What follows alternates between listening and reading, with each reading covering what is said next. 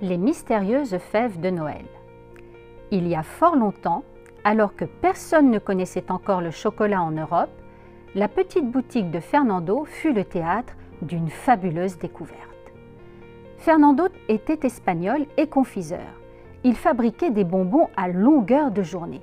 « Monsieur Fernando !» crie le facteur en entrant dans la confiserie. « J'ai un paquet pour vous !»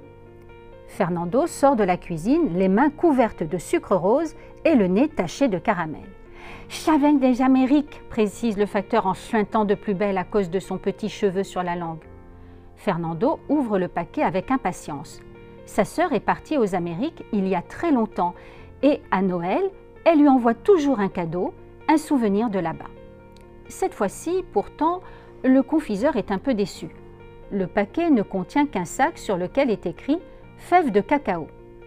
Il est rempli de grosses graines marron foncé, irrégulières et pas très jolies. Heureusement, la sœur de Fernando a glissé une carte dans le paquet. En la lisant, le confiseur retrouve le sourire. C'est une recette de cuisine. « Qu'est-ce que c'est ?» demande le facteur avec curiosité. « Attendez-moi là » répond Fernando en retournant dans sa cuisine, le mystérieux paquet de graines sous le bras. Lorsqu'il revient enfin, après 2 bonnes heures, le facteur est profondément endormi sur une chaise. Fernando lui glisse sous le nez une assiette garnie de petites boules marron.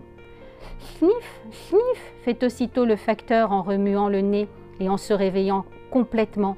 « Ça sent très bon !»« Goûtez !» l'invite Fernando en lui tendant l'assiette. Le facteur hésite un instant.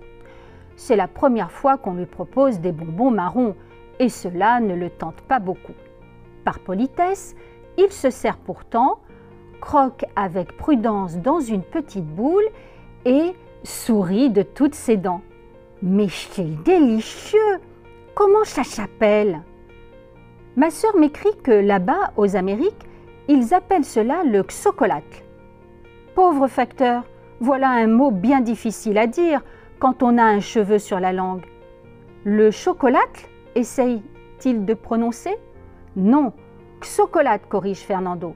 Chocolat? Fernando le regarde en riant. Vous avez raison, c'est plus facile ainsi. Nous l'appellerons le chocolat et ce sera ma nouvelle friandise de Noël.